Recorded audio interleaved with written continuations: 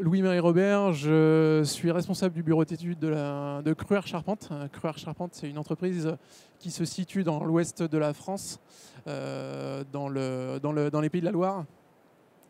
Merci Aloïs. Du coup, Cruère Charpente porte les marques Hybridal et Hybrimur. Donc Hybrimur, c'est une façade bois-béton développée à l'issue d'Hybridal, qui est un plancher bois-béton que je vais vous présenter aujourd'hui. Donc Hybrimur est né d'un concept qui est Hybridal, qui est un plancher mix bois-béton, où l'innovation réside dans la partie connexion bois-béton, qui est une résine sablée collée, qui offre une alternative à la connexion d'aujourd'hui qu'on connaît plus sous les techniques de vissage. Donc Hybrimur découle de cette nouvelle technique, ce qui permet de s'affranchir notamment de pont thermique, ce qui est plutôt intéressant dans les façades. Donc cette innovation a été faite avec un consortium de recherche qui est issu de 3 entreprises, Bostik pour la partie collage, Cruère Charpente pour la partie bois et Jousselin Préfabrication pour la partie béton. Le produit innovant, c'est la façade bois-béton qui est issue de la recherche Hybridal, comme j'ai pu le dire tout à l'heure. J'ai remis les logos pour montrer qu'on est toujours avec ce même consortium depuis maintenant 10 ans. Donc il y a une réelle entraide au sein de tous ces partenaires. Nous avons aussi LMC2 Lyon 1 qui réalise nos essais pour la partie technique et géomatériaux pour les facilitateurs de projet. Donc Hybrimur, c'est une solution qui est prête à poser, qui est un mur ossature bois-béton préfabriqué, qui permet de limiter les travaux sur site, qui facilite la mise en œuvre par sa rapidité et sa fabrication, on l'assure par un contrôle qualité et qui offre pas mal de qualité pour d'avantages pour la RE 2020. Il est fabriqué dans les Pays de la Loire, donc avec les 2 entreprises citées sur la préfabéton et la charpente, avec 8000 m² d'ateliers dédiés sur nos 2 sites et des équipements automatisés adaptés pour la fabrication de cette innovation. L'innovation technique, c'est vraiment la liaison connectée, micro-ancrée, collée, qui permet justement l'association de ces 2 matériaux sans pont thermique, sans connecteur. Donc ce mur est composé d'une ossature bois type DTU 31.2 ou 31.4 avec une façade voile béton qui peut être matricée et structurelle. À l'intérieur de ça, on va mettre des isolants géosourcés, biosourcés, couverts d'une étanchéité à l'air positionnée sur l'isolant et sur la structure bois. Et on peut intégrer également donc, des menuiseries, des inserts, et tout ça directement sorti de l'atelier de préfabrication. Donc pour valider cette mixité verticale, on a fait une multitude d'essais en statique et en cyclique, des tests de cisaillement, des tests de traction, des essais de dilatation, de flexion, des essais d'incendie en façade dans lesquels nous sommes en cours, et des suivis mécaniques de la peau béton sur les différents chantiers qu'on a pu réaliser aujourd'hui sur la façade. On a instrumenté les façades avec des jauges mécaniques et des jauges hygrothermiques, dont je vais vous parler juste après. Donc on l'a testé aussi avec l'humidité et l'eau. On a fait des tests donc, hygrométriques suivant des études Goofy. On a fait des tests de délumination pour voir comment la structure se comportait avec l'eau. On a fait des tests de perméance qui ont permis de caractériser la peau béton sur son étanchéité et sur ses coefficients de conductivité. Et on a aussi un suivi hygrothermique, comme je le disais tout à l'heure, avec des capteurs hygrothermiques avec la société Wigwam. Et tous ces éléments-là en fait, nous ont permis d'avoir une courbe maîtrisée en fait, sur le comportement hygrothermique de la paroi. Les utilisations visées pour ce procédé, c'est issu du DTU 31.2 ou 31.4. Donc pour le mob en 31.2 sur 3 niveaux contreventant, donc avec une structure contreventante. Et pour les bâtiments jusqu'à 28 mètres, on sera plutôt sur du FOB, donc issu de la réglementation du DTU 31.4. Donc la façade, elle peut être porteuse. Donc on peut avoir des planchers mois, des planchers mixtes, des toitures, etc. Elle peut être non porteuse, donc avec les FOB, donc des bâtiments jusqu'à 28 mètres, sur une structure bois, sur une structure béton, sur une structure métallique. On peut tout imaginer, tout moduler. Donc la façade est stabilisante et elle est matricée à souhait avec la technique de préfabrication que l'entreprise Jousselin maîtrise.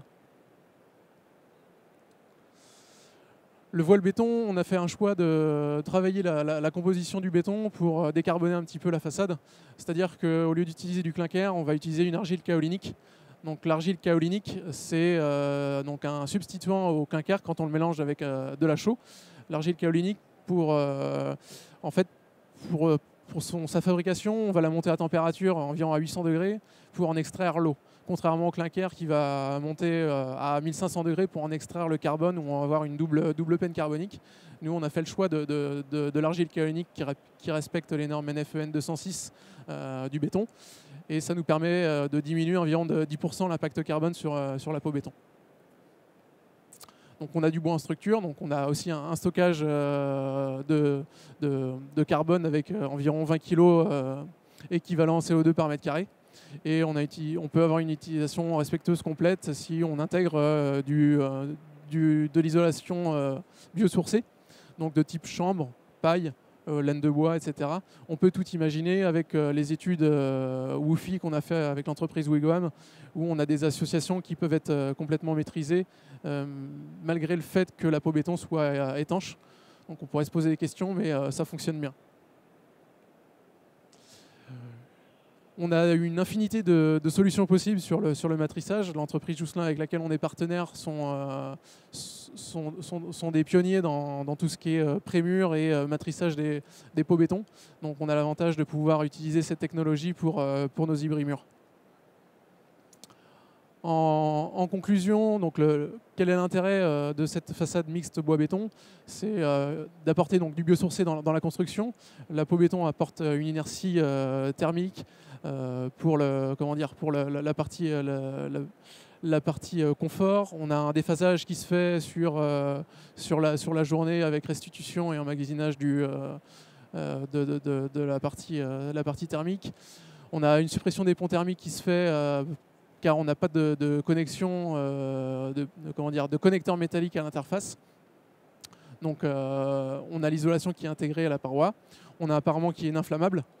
Donc ça va permettre de répondre sur les bâtiments en grande hauteur jusqu'à 28 mètres où on a beaucoup de problématiques aujourd'hui sur les tenues au feu, car on n'a pas de lame d'air, donc ça peut permettre d'éviter les feux couvents également. On a un revêtement qui est plutôt stable, donc stable dans le temps. On a beaucoup de durabilité. On a un esthétique qui est infini, comme on a pu le voir juste avec la slide d'avant. On a une préfabrication qui est maximale, donc on a quelque chose qui est agile et rapide. Quand on a, par exemple, sur des zones très urbanisées, on a besoin d'aller vite. Le fait d'avoir de la préfabrication, ça permet justement de gagner un temps précieux. Donc, 3 fois plus léger, car on va être un peu concurrentiel donc, au tout béton. Ici, on met que 7 cm de peau béton, donc contrairement à une peau béton préfabriquée de 20 cm, on va être 3 fois plus léger.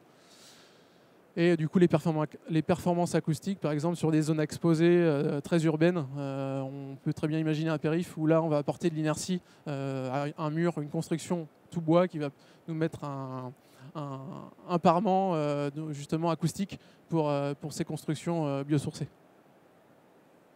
Et la propreté que j'ai rajoutée enfin, c'est des retours qu'on a en fait sur les chantiers, que ce soit sur Hybridal ou Hybrimur.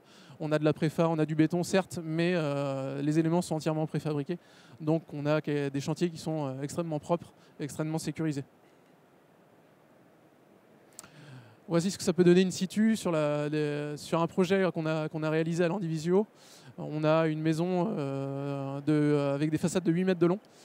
Et donc on a entièrement un hybrimur donc avec une ossature bois intérieure et une peau béton extérieure sur des longueurs de 8 mètres où on vient intégrer donc, toutes les ouvertures de menuiserie, l'isolation, le pare-vapeur, etc. Donc on a mis une journée et demie pour monter le bâtiment. Je vous remercie de m'avoir écouté. Donc, vous pouvez nous retrouver au stand E17 si vous avez des informations complémentaires sur ce sujet. Pardon. Moi, j'aurais des questions sur la réalisation. On va dire, vous avez déjà mis en œuvre combien de chantiers avec Satino? On a 2 références avec Hybrimur. On a l'extension de notre siège social qu'on a fait en Hybrimur. On a des façades de 2 fois 6 mètres, donc 12 mètres de long sur 3 niveaux. en porteur, avec justement la technologie aussi hybridale. Donc les façades sont écartées de 10,50 m. Donc on a 2 façades bois béton et entre les deux on a les hybrumurs qui portent sans refend intermédiaire, sans porteur intermédiaire sur 10,50 m. D'accord, donc c'est un bon démonstrateur sur site. Et le deuxième chantier là, que j'ai montré juste avant, donc à l'Indivisio, là c'est une maison individuelle de 8 mètres par 8 mètres. On a testé donc la matrice blanche et sur des plus grandes longueurs, de 6 mètres on est passé à 8 mètres pour tester le comportement.